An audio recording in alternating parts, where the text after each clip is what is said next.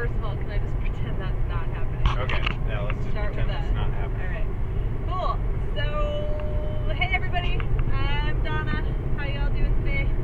I'm just driving around trying not to kill Matt, my friend Matt. Hi, I'm Matt.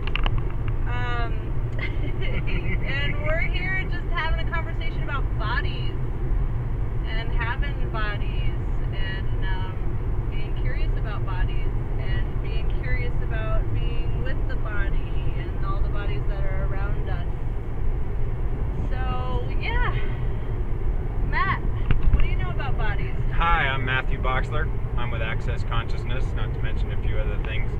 But the big thing that gets me excited is working with bodies, because how many people are always trying to change something about their body, whether it's as obvious or culturally prevalent as like weight, or something even, different along the lines of what if you just like wanted to have more connection to your body.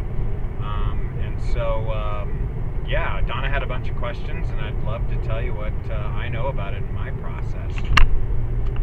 Sweet. So, let's see. My first question is, what do you know about ducks? What do I know about ducks? Ducks are very different than human bodies. Thank you. Great question. I really like it. Yeah. Ducks. Animals. Is your question about animals? Ducks specifically, though. Ducks specifically. No, animals too, though. Animals too. Well, animals are really interesting because I don't think I've ever seen an animal other than maybe a domesticated dog or cat that has a point of view about their body. If you watch like wild animals and stuff, how many times do you see one like stumbling across the meadow going, oh my god, my back is just killing me? It doesn't happen very often, right? Right. Or birds that get up in the morning and they're just like, shit, I am so not singing today. Yeah, that's sweet. That's so funny because I woke up today just feeling really weird about my hair, and I was like, I should not show up anywhere because I'm having this bad hair day. And I just showed up anyway. I decided to like pop in and play anyway. Right. How many people have seen an animal having a bad hair day, right? So that's a great question because it brings up the difference of why we actually have body processes and what they're all about. I think people have a lot of points of view and conceptions about their body and how it looks, and from my own experience, I find that often my points of view create that reality in my body, and I didn't notice till I started doing a lot of body processes. So the body processes, the coolest thing that happened for me is when I started to do them, I took this 3-day body process class, which was basically you've got 3 days of intensive one-on-one with you and your primary life partner. Yes, that's your body. How cool is that? And after 3 days, on the third day, I woke up in such a state of joy that Right. Did you just say you woke up in a state of joy? Yeah. I'd like some of that. Oh, really? Yeah. Okay. And I woke up in such a state of joy, and the interesting thing about it was I had never known that it was even possible to feel that happy before that moment. And it's a great example about what can happen to our bodies and what happens when we have a zillion different energies, points of view, and things going on that we literally tell our bodies, hey, this is what's going on. Hey, there's something wrong with your back. Hey, there's you've got some sort of infection and it can only be cured by such and such possibility. And bodies are kind of like they're kind of like wild animals. Do you know that your body is actually different than you are? Like does the body have like its own consciousness that might be a little different than what I thought it was? Mm-hmm. I think it is even right now. Maybe. Yeah. What if you were to treat your body like, your pet or something? Can you imagine that? How many of you people notice there's differences between you and what you are and your body? A lot of you? A little bit? Some of you? Not Donna. Okay, good. Me neither. So it's really fun. There's all this stuff that we try to change in our own personal self-help routines or personal transformation or working through our process that actually can only be changed when you're working through it at a body-to-body level. And the reason for that is because your brain is probably not your greatest alibi when it comes. Are you saying, like, is it like sometimes if I'm like trying to fix something myself, like sometimes if I'm just willing to be with another body, like if my body has its own consciousness, it might be able to be with another body and do something different than what I plan or what I expect, or how it might be totally different than what I thought? Yeah, exactly. Yeah. Because if you think about, if you had a pet dog, how often does your dog think? I have no idea. Yeah, not very often. Dogs and pets, they don't think much. They just kind of like go with energy. The one thing your mind has going for it that your body doesn't is it can only work on things that have points of view, structure, or things that it can actually label or define. Now your body is constantly working with energies and the breeze hitting your cheek and being aware of other people's sadness or feelings. How many of you guys have ever been aware of how someone else was feeling and thought it was yours? Donna may have special powers, right? That's cool. You may too. So the body processes, the way they work is you actually partner up with another body, and we'll teach you these. It's about 60 processes that Access have right now that are widely varying in the different things they can actually change with you and your body.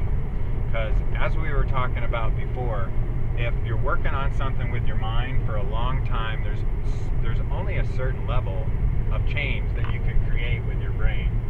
And once your brain's out of the way, there's a whole nother realm, a domain of changes that can happen with your body. Well, so if you're running processes, like, do you have to do anything? Do I have to be like super trained, or? The only thing, that's a great question. The only thing you have to do is trust yourself and your body, that your body's going to be your primary partner, your best man, your right-hand side gun. Well, if you watched a lot of Westerns, that might actually... Maybe, do you have a better metaphor for that, maybe? But I forgot where you were. Okay, good. I like that. I like that, yeah.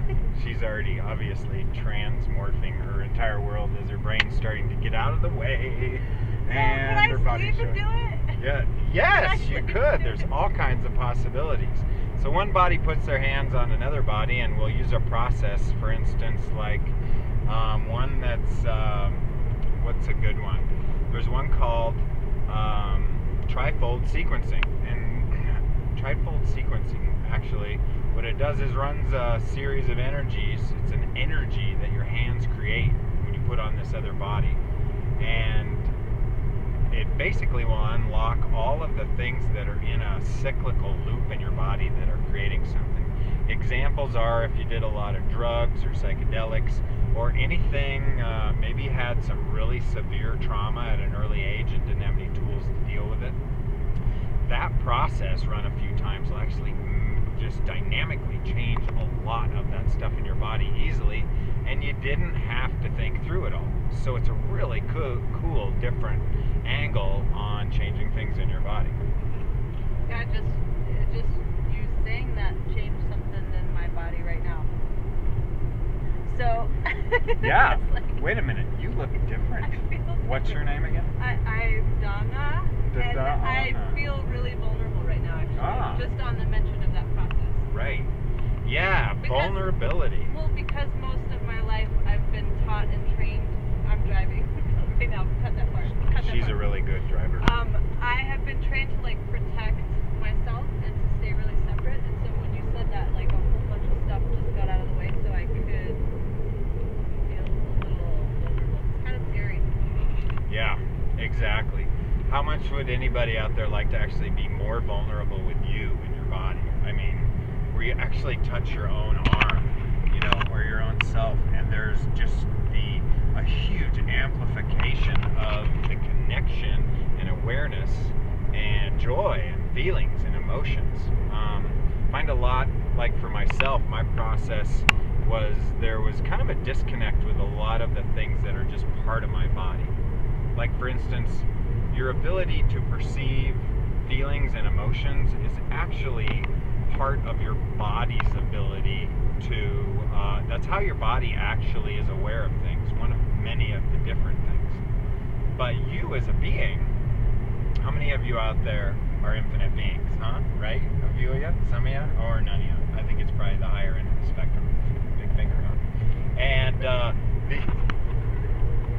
right, that's a happy body. And just talking about this kind of stuff tickles bodies and they start to come alive. A great metaphor example I used to use a lot was when, if you've ever had a pet, I use dogs often because I was a dog trainer and just adore dogs. As soon as you start telling that dog something totally new, other than sit, don't move, and do what I say, and you're like, all right, just go goof off for a while. After that moment, that dog, that pet will start expecting that because you opened up a new doorway, which it knows really works for it. It contributes to its vitality and its verve and its zest for life. These body processes actually help you be in that communion with your body and be able to talk to yourself and have your body hear. So I do want to make one disclaimer, is if you start doing these processes, your body is going to get loud. Yes, it is.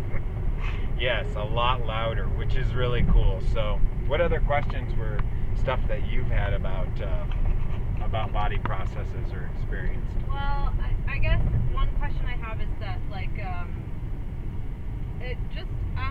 it's like I was always taught to keep my body totally under control. So that's really freaking close, man. Really? Yeah, that's so close. I can see your nose hairs. Okay, no, quit. Okay, higher. Thanks. Good. So yeah, it's I guess I was always taught that it was wrong to have my body be aware of other people's feelings. Like I'm supposed to have my body shut off. God, yeah. Supposed to have your body shut off. Same here. It's so the question is, are you supposed to have your body shut off? And how many of us are actually doing that all the time and not even aware that we're doing it? Well, because turned on is wrong. Right. How cool would it be if you had all your switches turned on all the time? And how wrong is it in this reality to actually be turned on because of all the sexual implications and illusions, because sex is such a judgeable offense in this world. So, if you're gutsy, ballsy, courageous, and want to try something new and get back to some of that super exciting energy, like I'm sure y'all remembered when you were like 1, right? Yes. Donna I don't does. know what you just said. Yeah. Or just imagine seeing a 1-year-old first time. It's actually like walking through dewy grass for the first time. There's such a state of wonder, total vulnerability. All the barriers and walls are down because it's just like, wow, my feet are so happy now. I don't know what to do with myself.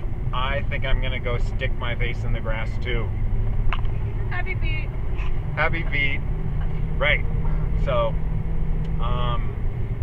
that's how it's different from the rest of access processing or standard self-help sort of stuff. I have a question for you. So I know that you're an access facilitator, and access consciousness is a big, interesting thing. But like, what draws you to body process particularly? Because that's, from my interesting point of view, is that that's a talent and a skill that you have. So what draws you to that? Why bodies? Why you? You know, I think it's because it's easy for me, and once I started doing, all the self-help stuff, self-work, transformation work that I've done all the years, the one thing that was always missing was that it seemed like nobody was really focused on the body. Other than do yoga every day or exercise or meditate, which seemed to have pretty predictable results for everybody, like not that big of a deal. I realized there's got to be something more about that, because I remember being a totally goofy, ridiculous, playful kid, and I was just like, where did that go? How come I don't have that now? Because I can totally remember the visceral, palpable space of just being in joy with me and not having it be the effect of anyone else. Yeah. Right? Yep. Yeah. So check it out. If you go to body.accessconsciousness.com, there's a lot more information there. that you can check out on Access and what they have to offer.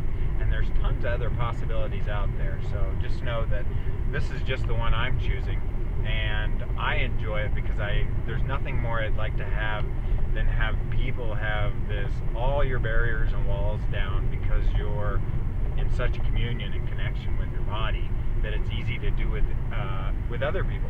And then you also can really help other people out too, just by being you. How much fun would that be? Just by right? showing up. Like, just by showing up. Being there. Right, Yeah. exactly. Just by showing up. All right, guys. Well, did you have anything else you wanted to tell our adoring audience? No, thanks for being an audience, guys. Yeah. No, thanks for being. Thanks a lot. Don't try any body processes. It'll probably change something. Haha. See ya.